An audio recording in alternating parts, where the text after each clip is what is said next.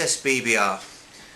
It's been a long time, hasn't it? It's been a while. It's been at least 2 months since I last did my last beer review. Just busy at the moment and stuff, but I keep going. Someone messaged me the other day and said, "Are you still doing it, Steve?" And I'm like, yeah, definitely. I'm definitely doing it. Sometimes I get a chance to do 2 or 3 in a week. Sometimes I get a chance to do 2 or 3 in a few months. So it's just how it is, I'm afraid.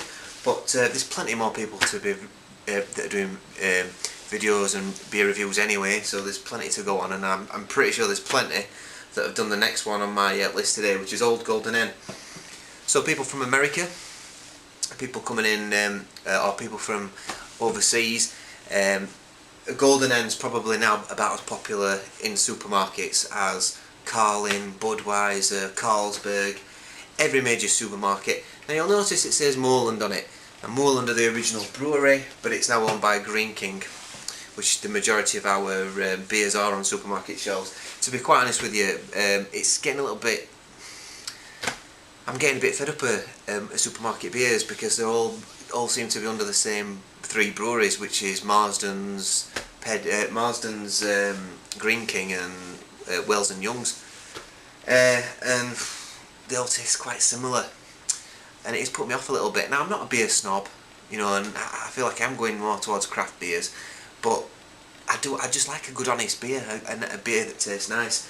And I'm not saying some of these mass-produced beers don't taste nice, but they all taste very similar.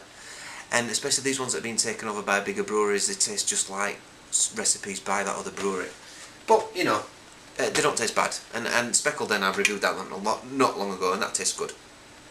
Old Golden Hen is probably was one of the first supermarket beers to use, to really use Australian and New Zealand hops in it. I think it's got Galaxy or Nelson, Nelson whatever it's called, hop. You know which one I mean. I'm not going to read it, but I'm pretty sure it had the Galaxy hop in, and I love that hop. Absolutely, really full of tropical flavours. So I'm hoping it's still got that flavour about it. I hope it's still got hop in it, if it was that hop that we used in it. So yeah, £1. So you get 4 of these for £4 in a pack. So you get them in a 4-pack. And it's another can, obviously. It's not got a widget in it or anything like that. So yeah, there you go. So it goes quite nicely into my cheap beer, budget beer bracket. So here we go.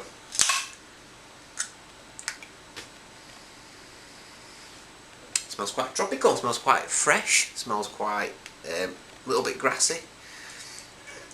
It smells lovely.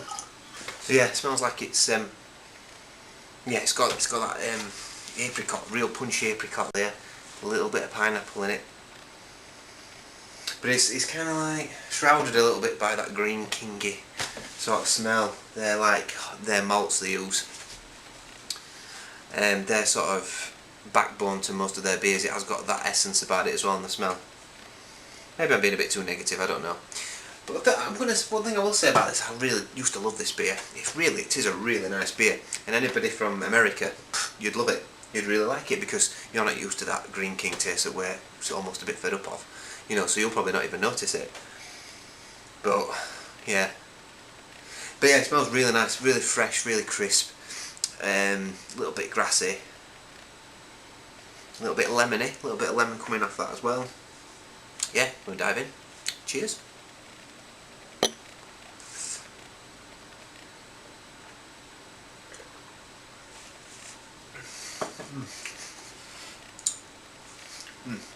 Still tastes nice. Still like that. I don't know what it is with Green King beers. They've got like this real sort of, almost like a fatty taste to the beers. Like it's something. It's definitely coming from malts, I think. Like almost like a butteriness to it. Or it could be yeast maybe. But it's we've got this almost like quite a signature taste to the beers. I mean, it's got a little bit of that going off, but it's also got these southern hemisphere hops coming through, which are really nice.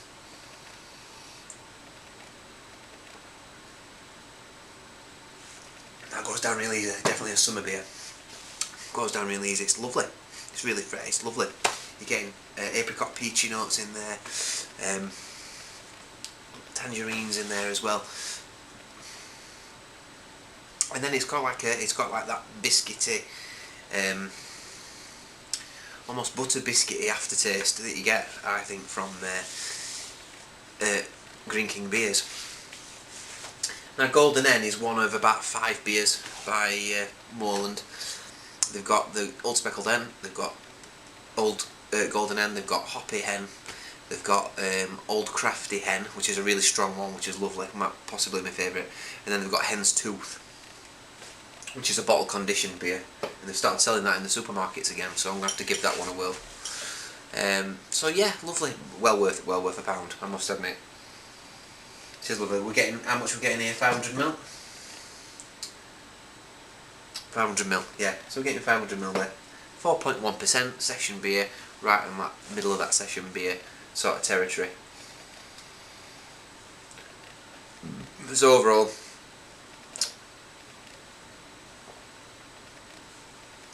it's moorish, it's sessionable, it's got a nice peachy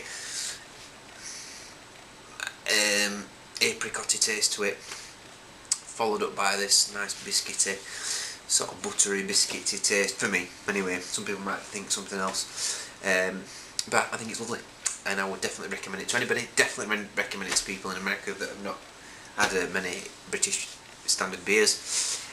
So yeah, what would I give this out of 10? Well, it were a quid. I'd give it a good strong 7.8 out of 10. Not quite an 8. Not quite an 8 because it's got that repetitive taste that a lot of Greene King beers have, it lingering in there, and I don't think it used to have that as much. I think it's a bit more obvious now, maybe. So yeah, 7.8 out of 10. Definitely try it for a quid. You can't go wrong. So till next time, see you around.